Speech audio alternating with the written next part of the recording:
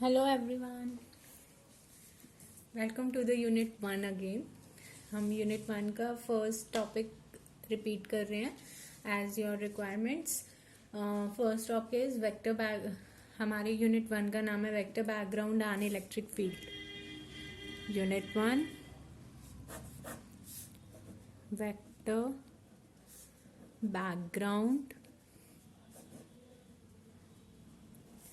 And electric field. Okay, so basically first thing is what do you mean by field हम किसे कह रहे हैं? ठीक है, it is a region in which a physical quantity takes different values at different points. Field is that region जिसके अंदर physical quantity different values ले रही है different points पर. And electric field किसे कह रहे हैं हम? Electric field is the space around the charge in which influence can be felt. Field, अकेला फील्ड क्या है? वो रीजन जिसमें फिजिकल क्वांटिटी डिफरेंट वैल्यूज ले रही है डिफरेंट पॉइंट्स पर. इलेक्ट्रिक फील्ड क्या है? Space around the charge in which the influence can be felt. It is of two types का है हमारे पास. One is the scalar field and other is the vector field. ठीक है, what do you mean by scalar field? One scalar field हमारी वो होती है अगर हमारे पास किसी भी पॉइंट पे जो हम फिजिकल क्वांटिटी असाइन कर रहे हैं, हर पॉइंट पे जो फिजिकल क्वांटिटी जो हम असाइन कर रहे हैं वो स्केलर है, तो उस फील्ड को हम क्या कह रहे हैं? Scalar field. Such that phi is equal to phi of r. ठीक है, this is known as your scalar field कि हर पॉइंट पे हम किस जो फिजिकल क्वांटिटी असाइन कर रहे हैं उस फिजिकल क्वांटिटी को हम स्केलर बोल रहे हैं. ठीक है, कि हम स्केलर क्वांटिटी ही असाइन कर रहे हैं, तो that field is known as scalar field. Phi is equal to phi r. Vector field if the physical quantity assign to every point in the field is a vector. अगर हर field पे जो हम quantity assign कर रहे हैं वो vector है तो उसे हम वेक्टर फील्ड बोलेंगे. अगर हर फील्ड पे पॉइंट पे हम क्वांटिटी असाइन कर रहे हैं स्केलर तो उसे हम स्केलर फील्ड बोलेंगे. Now next the most important is del operator for the numerical purpose. ये आपको यूज हो सकता है. डेल ऑपरेटर क्या है? A vector differential operator is known as del operator. A vector differential operator is known as del operator. इसका symbol है ये डेल. ठीक है, it is given by del is equal to curly by curly R vector.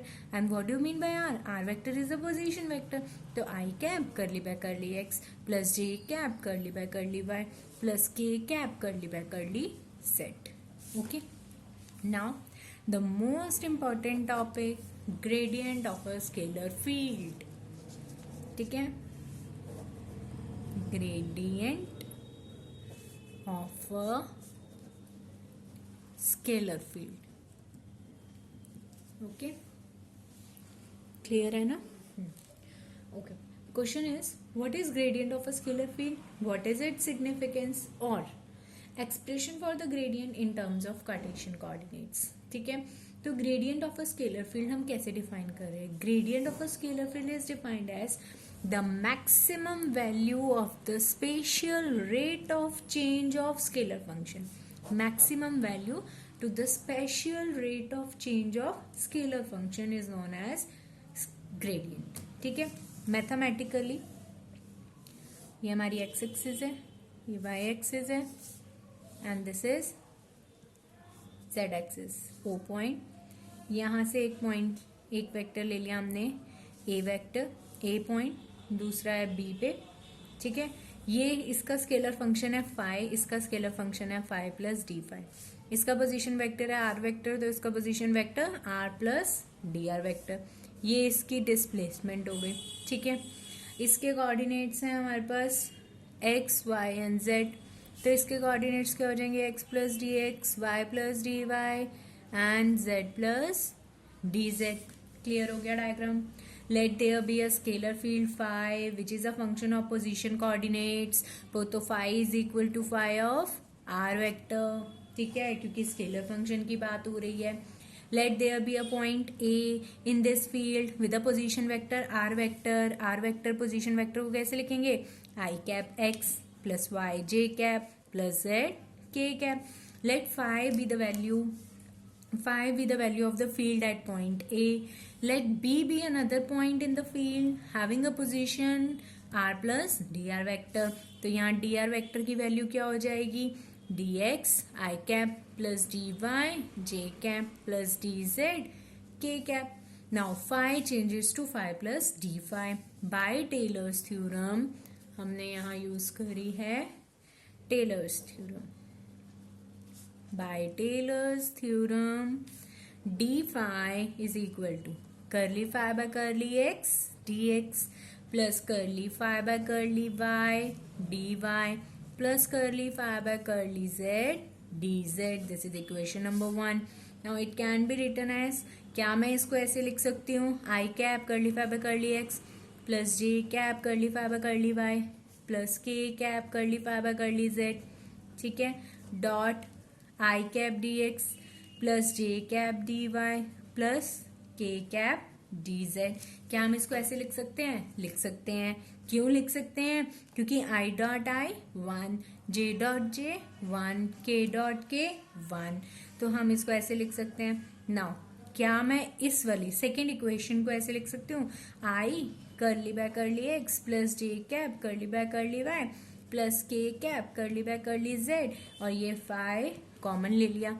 यहाँ पे ये I cap dx plus j cap dy plus k cap dz. Okay, तो अब ये हमारे पास आ गया. अब हम इसको क्या लिख सकते हैं? What is this? This is the value of, किसकी वैल्यू है ये? डेल की. तो इसकी जगह हम क्या लिख सकते हैं? डेल फाई डॉट, ये किसकी वैल्यू है? dr वेक्टर की. ठीक है, तो मैं यहाँ लिख रही हूँ, ठीक है, D phi is equal to del phi dot dr vector. वो डेल की वैल्यू थी, phi is it dr vector की. What is this? This is a gradient phi. ये हमारे पास आ गया gradient of a scalar function. ठीक है, ओके. नाउ ये था हमारा ए पॉइंट, ये था बी पॉइंट, ये फाई प्लस डी फाई. ठीक है, ये dr वेक्टर है और ये डेल फाई है. सपोज इन दोनों के बीच का एंगल क्या है? थीटा. और वैसे भी अगर ये डॉट हटाएंगे तो क्या लगेगा? Cos theta. Two del phi D phi is equal to del phi D R cos theta, where theta is the angle between dr vector and del phi. Clear है? This is our gradient of a scalar function और scalar field. अब हम करेंगे physical significance of a gradient phi. Physical significance, हम कह रहे हैं कि अगर थीटा एंगल है between the vector del phi and dr vector, तो हम डेल फाई को ऐसे लिख सकते हैं, modulus of del phi dr cos theta. Also the rate of change of scalar function with respect to distance. तो rate of change is d by D of scalar function with respect to distance. ठीक है ना, D phi by D R क्या आ जाएगा? Modulus del phi cos theta. ये value आ जाएगी हमारे पास. ठीक है, now case 1, first case discuss करते हैं हम इसमें. केस 1 क्या है हमारे पास? If we move along del phi, अगर मैं डेल फाई के अलोंग मूव करूंगी तो मेरा एंगल क्या होगा? इसी डायरेक्शन में मूव कर रही हूँ जिस डायरेक्शन में डेल फाई है, तो एंगल क्या होगा? 0. एंगल 0 और कॉस 0 क्या होगा? 1. मतलब कॉस 0 मैक्सिमम आ जाएगा. Therefore del phi D phi by D r is maximum, जिसकी वैल्यू क्या आ रही है? Modulus of del phi. ठीक है, मॉडुलस से बाहर चाहे पॉजिटिव हो चाहे नेगेटिव हो, इट विल बी पॉजिटिव. ठीक है, second case, if we move perpendicular और you can say normal to the vector, del phi है उसके नॉर्मल में जा रहे हैं, नॉर्मल इज 90 डिग्री. ठीक है, ये dr वेक्टर है, this is the level surface. Okay, तो डेल फाई देन थीटा क्या हो जाएगा? 90 डिग्री. थीटा 90 मतलब cos 90 degree is 0. Therefore d phi by D r is equal to 0. किसी चीज की differentiation 0, it means that quantity is equal to constant. इसका मतलब क्या हुआ कि this implies del phi always perpendicular to a level surface. Okay, this is your physical significance of gradient of a scalar function. Okay, ये था आपका topic, first topic of unit 1, gradient of a scalar field. I hope अब आपको ये सबको समझ आ गया होगा. मैं फिर भी एक बार शॉर्ट में रिपीट कर देती हूँ. ये हमारे पास क्या था, gradient of a scalar field. सबसे पहले इसकी डिफाइन बताते हैं. क्या थी define? Maximum value of the rate of change of scalar field. ठीक है, मैथमेटिकली हमारे पास एक पॉइंट है A let there be a scalar field. सबसे पहले स्केलर फील्ड मान ली हमने फाई है, जो कि पोजीशन फंक्शन है, पोजीशन कोऑर्डिनेट्स का फंक्शन है, तो phi is equal to phi R.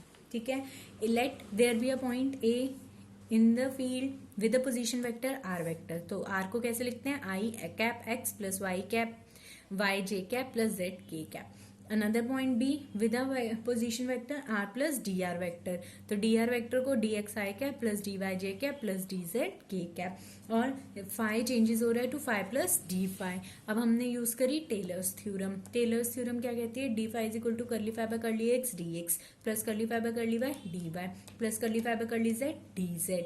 ठीक है, अब हमने क्या किया, नेक्स्ट स्टेप में इसको हम ऐसे लिख सकते हैं, आई cap curly phi by curly x plus जे cap curly phi by curly y plus के cap curly phi by curly z dot i cap d x plus J cap d Y plus के कैप डी वाई.